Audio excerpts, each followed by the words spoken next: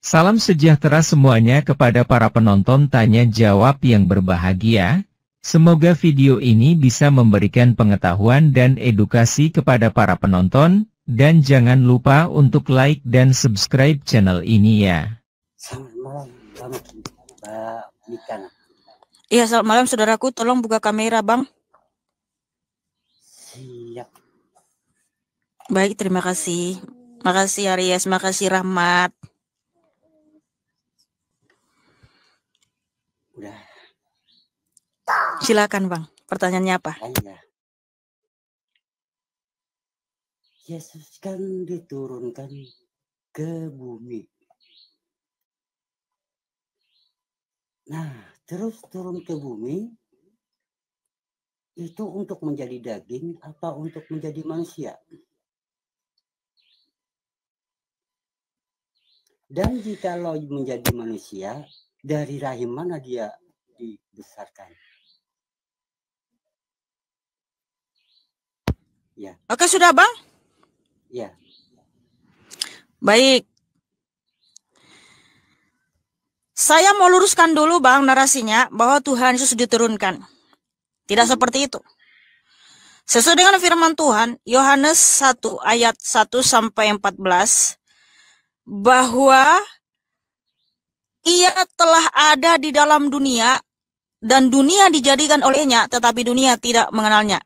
Ia datang kepada milik kepunyaannya, tetapi orang-orang yang kepunyaannya itu tidak menerimanya. Jadi dia datang sendiri Abang, bukan diturunkan. Iya, benar. Yohanes 1 ayat 10 sampai 12 itu, sampai 11 ya, Tuhan Yesus Kristus adalah Sang Firman Elohim itu sendiri, pencipta langit dan bumi. Dia adalah terang manusia, dialah yang menjadikan dunia. Israel adalah milik kepunyaannya. Dia datang sendiri untuk menyelamatkan umat manusia. Yohanes 1 ayat 14, Sang Firman itu telah menjadi dagingnya, sarki egeneto. Nah, dia datang dalam daging karena untuk menggenapi nubuatan di Kejadian 3 ayat 15, keturunan perempuan akan meremukkan kepala si ular. Nah, sehingga Filipi 2 ayat 6 sampai 8, kita baca dulu ayatnya ya Bang. Yang walaupun dalam rupa Allah, tidak menganggap kesetaraan dengan Allah itu sebagai milik yang harus dipertahankan, melainkan telah mengosongkan dirinya sendiri dan mengambil rupa seorang hamba dan menjadi sama dengan manusia. Dan dalam keadaan sebagai manusia, ia telah merendahkan dirinya dan taat sampai mati, bahkan sampai mati di kayu salib. Nah, ketika dia datang berkenosis, Abang, mengosongkan diri sendiri itu dalam bahasa Yunaninya adalah berkenosis. Jadi Elohim atau Allah itu sendiri mengosongkan dirinya sendiri dan datang dalam rupa seorang hamba dan menjadi sama dengan manusia. Nah, kedatangannya itu melalui proses kelahiran dan dia memilih Bunda Maria sebagai wadah kedatangannya. Nah, seperti itu Abang. Nah, terus aku mau nanya lagi. Bunda Maria? Mohon maaf Bang, tolong. Mohon maaf Bang, tolong mikrofonnya dekat mulut supaya agak keras suaranya. Iya. Aku mau nanya lagi, soal Bunda Maria itu Tuhannya siapa? Udah. Saya kira tadi Bang, tadi mikrofonnya kukira tadi headsetnya Bang, headsetnya sama aja suaranya Bang, nggak ada berubah. Kurang keras. Ini ya, aku dekatin ya. Udah. Gitu aja Bang, iya. Iya. Soal Bunda Maria aku tanya, siapa Tuhannya? Ya. Jadi Tuhannya Bunda Maria adalah Yod-Heh-Vav-He Elohim. Di mana Yod-Heh-Vav-He Elohim itu ketika datang ke dunia berkenosis melalui Bunda Maria, Yod-Heh-Vav-He Elohim itu tidak jadi kosong di sorga. Dia tetap ada di sorga, ada di segala dimensi dalam waktu yang bersamaan ketika dia ada di rahim Bunda Maria. Jadi Bunda Maria itu menyembah roh keilahian Tuhan Yesus yang disebut Yod-Heh-Vav-He Elohim itu. Gitu Bang.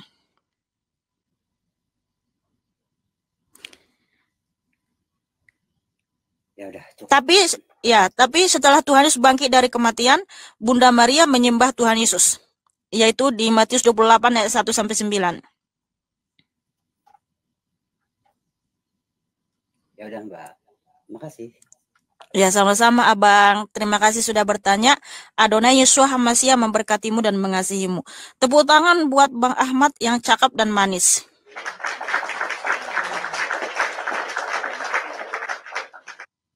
Shalom Bang, enjoy aja. Salam juga Kak Mikana, semoga saya selalu bahagia selalu. Amin, amin. Tolong buka kamera Abang. Oke.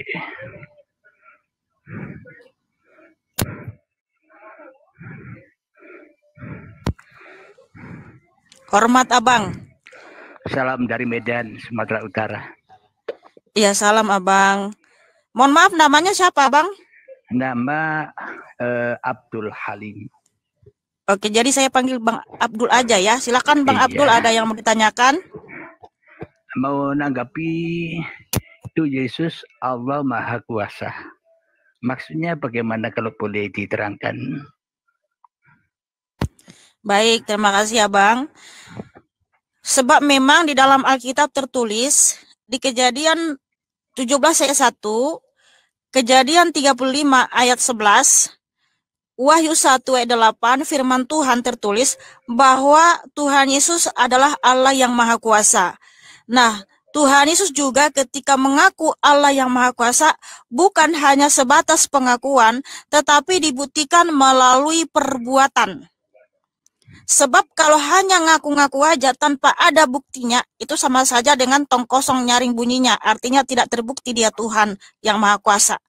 Tetapi ketika Tuhan Yesus mengaku dia adalah Allah yang Maha Kuasa, dibuktikan melalui karya-karya dan perbuatannya. Jadi Tuhan Yesus Kristus itu adalah Yod-Heh-Vav-He Elohim itu sendiri yang telah mengutus para nabi sesuai dengan firman-Nya di Matius 23 ayat 34. Aku mengutus nabi-nabi, para ahli kitab dan orang-orang bijaksana. Nah, siapa yang diutus oleh Tuhan Yesus yang dimana dia adalah Yod-Heh-Vav-He Elohim itu sendiri? Dia mengutus Nabi Musa, Nabi Nuh, dia mengutus Nabi Samuel, Nabi Yesaya, Nabi Hezkia, Nabi Elia. Makanya ketika Nabi Elia bisa membangkitkan orang mati, itu kuasanya dari Tuhan Yesus. Karena Tuhan Yesus adalah Yod-Heh-Vav-He Elohim itu sendiri. Ketika Nabi Musa bisa membelah lautan, itu kuasanya dari Yod-Heh-Vav-He Elohim. Dan Yod-Heh-Vav-He Elohim itulah Yeshua HaMashiach. Nah, ketika Yod-Heh-Vav-He Elohim datang ke dunia, Bang, menjadi daging, dia juga menunjukkan, menyatakan dia Tuhan yang Maha Kuasa. Makanya dia tetap membangkitkan Lazarus yang mati membusuk 4 hari, berjalan di atas air, membangkitkan anak Yairus yang telah mati, menyembuhkan banyak orang sakit, menciptakan mata yang baru bagi yang buta, menciptakan roti dan ikan untuk dimakan 5.000 orang laki-laki. Kemudian ketika Tuhan Yesus sudah kembali ke surga, dia telah menyelamatkan umat manusia di atas kayu salib, dia mati dan bangkit pada yang ketiga, sehingga setiap orang yang percaya kepadanya juga akan ikut bangkit untuk hidup yang kekal. Nah, ketika Tuhan Yesus sudah naik ke surga, Bang, dia mencurahkan Roh Kudus kepada para rasul. Nah, makanya Rasul Petrus, Rasul Paulus bisa membangkitkan orang mati, itu kuasanya dari Tuhan Yesus. Karena para rasul ini membangkitkan orang mati, menyembuhkan orang sakit, semua di dalam nama Tuhan Yesus Kristus. Nah, itulah bukti bahwa Tuhan Yesus itu Allah yang Maha Kuasa, Bang. Silakan, Bang. Alhamdulillah, saya pun juga yakin itu. Saya yakin Kakak Mikana pun juga jelmaan dari Bapak itu sendiri. Kalau tidak ada Bapak, tidak ada Mikana. Kalau tidak ada Bapak, tidak ada saya. Itulah pengajaran atau hikmah yang sebenarnya agar supaya kita pun juga berpasrah diri kepada Bapa, kepada Tuhan, kepada Allah. Supaya apa? Supaya selevel, supaya sama dengan apa yang kita junjung. Supaya sama dengan Yesus. Itulah pengajaran dari Yesus itu, supaya kita juga berpasrah diri bahwa hidup, bahwa badan ini bukan milik manusia. Hidup dan badan ini persembahan Bapa. Bapa menjelma jadi manusia kita pun juga demikian. Tanpa Bapa, tanpa Allah di Islam, maka manusia tak akan pernah ada. Adanya diri manusia inilah kenyataan adanya Bapa, adanya Allah itu. Begitu. Ganda. Oke, mohon maaf ya Bang. Mohon maaf dengan segala hormat. Narasi Abang itu saya mohon maaf ya, saya nyatakan tidak benar karena saya bukan jelmaan dari Bapa dan tidak ada seorang pun manusia di dunia ini adalah jelmaan dari Allah Bapa. Karena kita ini adalah ciptaan Allah Bapa, yaitu Yeshua HaMashiach. Bukan berarti kita itu jelmaannya Bapa, tetapi kita buatan tangannya. Beda gitu Bang.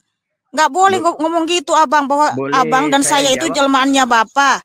Tapi Tuhan Yesus itulah Bapa itu sendiri, pencipta langit dan bumi yang pernah datang ke dunia Abang. Boleh saya menjawab? Ya silakan. Alhamdulillah. Kalau Mbak Mikana atau saya ini bukan jelmaan Tuhan, lalu saya dan Mbak Mikana ini berasal dari mana? Tadi kan saya sudah jelaskan Abang bahwa kita ini ciptaan Tuhan Yesus Kristus, di mana memang sebentar dulu Bang ya. Iya. Oke, kita mute dulu, nanti Abang boleh apalagi komentar ya. Nah gini, asal muasal manusia ini dari mana? Alkitab bisa menjelaskan dengan baik. Dulu Tuhan Yesus menciptakan Adam dan Hawa. Tuhan Yesus menciptakan Adam dan Hawa menurut gambarnya, dan tujuan Tuhan menciptakan Adam dan Hawa adalah untuk berkuasa di bumi ini dan beranak cucu, serta hidup kekal abadi dalam kemuliaan Tuhan Yesus. Nah, bagaimana cara Tuhan Yesus menciptakan manusia? Di Kejadian 2:7, Tuhan Yesus mengambil debu tanah, lalu dibentuklah Adam dengan sempurna, dengan penuh kasih sayang. Setelah terbentuk dengan sempurna, barulah Tuhan Yesus menghembuskan nafas kehidupan ke hidung Adam, ya. Kejadian 2:7. Jadi Adam memang sesuatu yang keluar dari dalam diri Allah, tetapi bukan berarti Allah itu jadi menjelma menjadi Adam.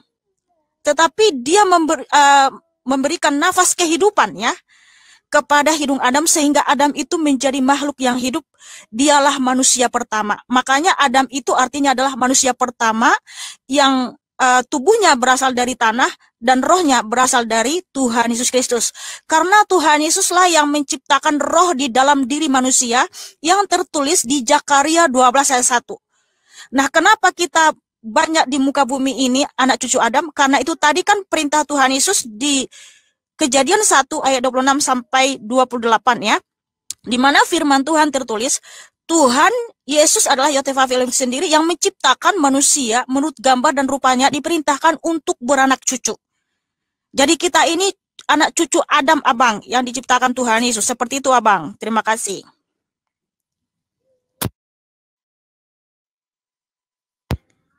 Alhamdulillah, terima kasih penjelasannya.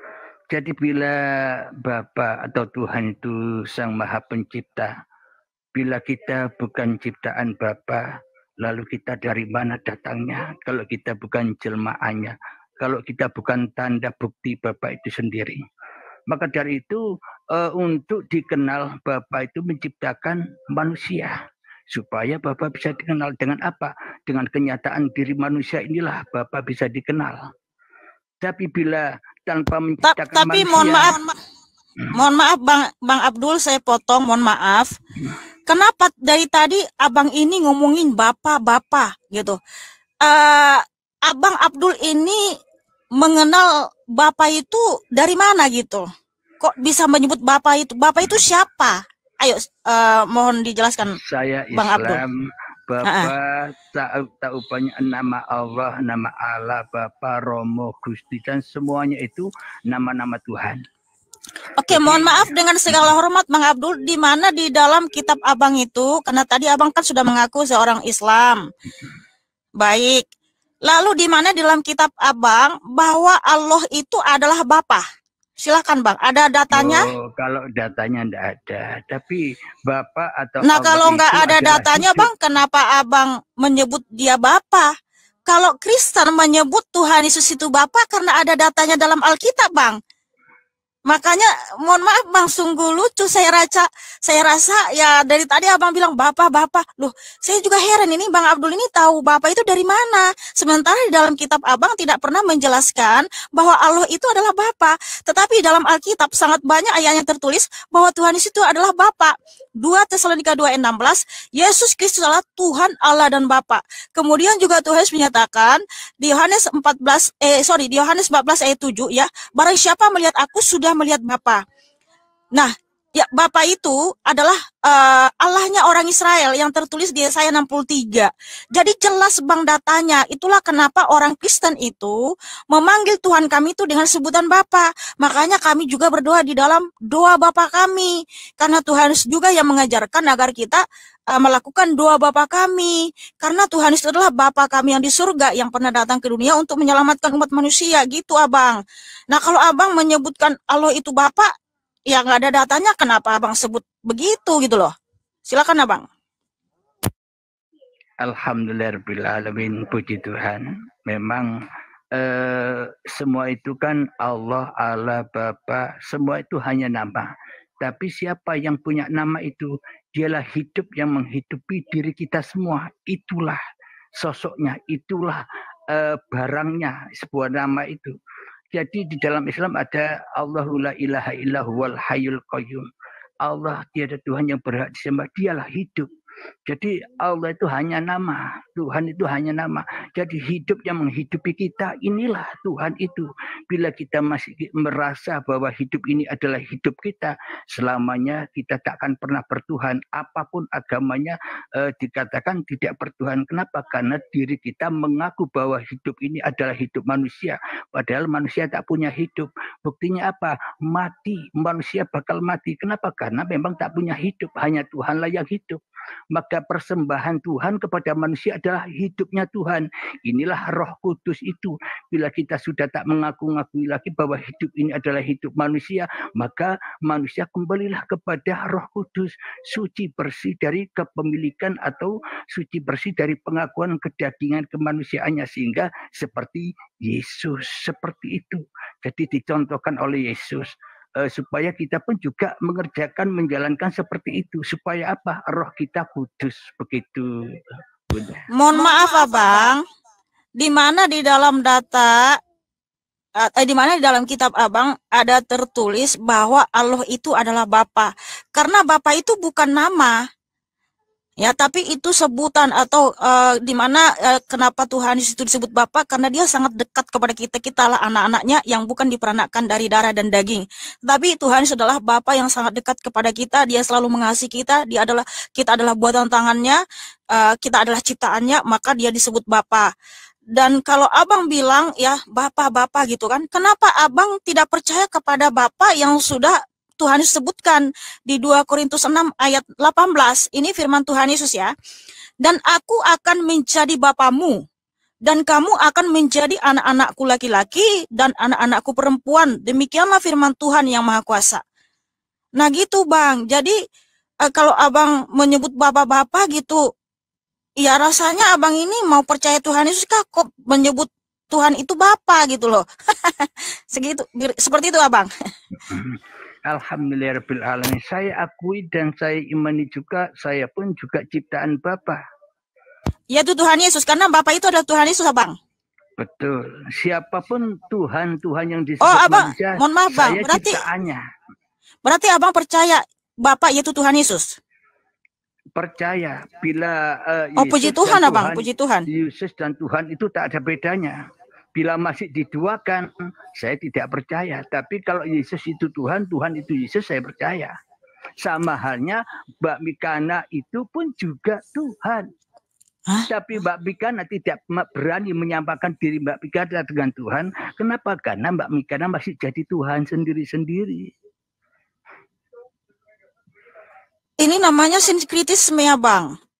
Mencampur adukkan segala ajaran. Gini Bang, kalau kita sungguh-sungguh percaya Yesus Kristus itu adalah Tuhan Allah dan Bapa kita, kita harus satu-satunya memuji, memuliakan, menyembah dia, berbakti kepada dia, bukan mencampur adukkan ya.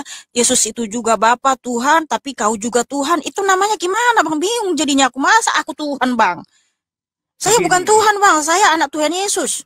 Boleh saya jelaskan? Nah, Bunda anak Bapak. Saya pun juga anak Bapak. Kenapa? Karena dilahirkan oleh Bapak, dilahirkan oleh Tuhan. Kalau tidak dilahirkan atau tidak diciptakan oleh Tuhan, kita semua tak akan pernah ada. Kita semua inilah tanda buktinya Tuhan itu sendiri. Bagaimana mungkin kita bukan tanda buktinya Tuhan bila kita ada di dunia ini. Inilah buktinya. Bila Tuhan tidak terbukti, kita pun tidak akan pernah ada di sini. Jadi Bunda pun, saya pun sama anak Tuhan bila kita menyerahkan diri kepada Tuhan. Apa yang diserahkan? Hidup, badan, segala tidak laku kita.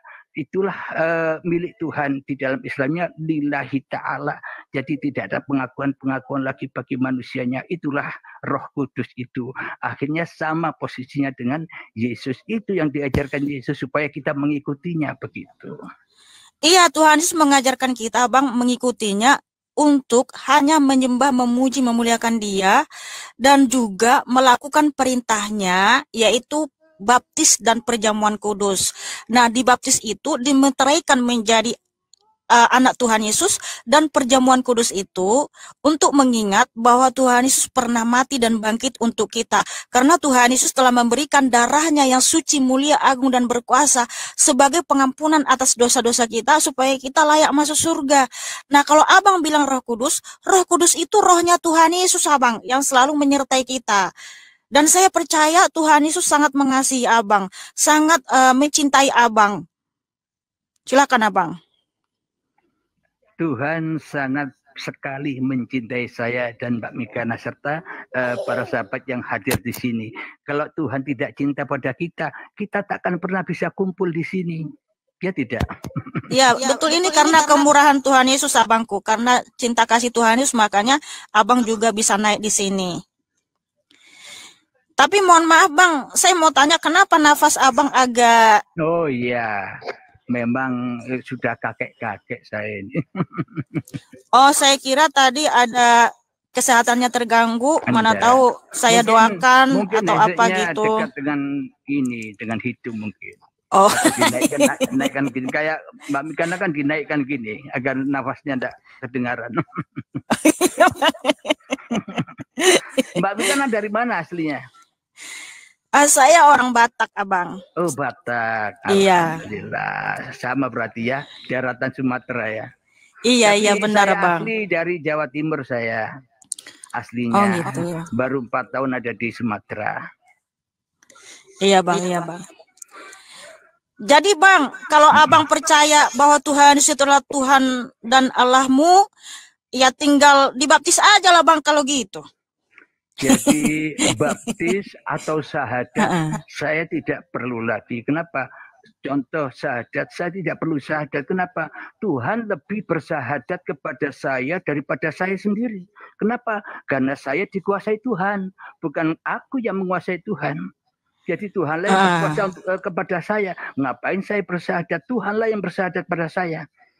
Bukan Tuhan bersyahadat kepada Abang, maksud saya.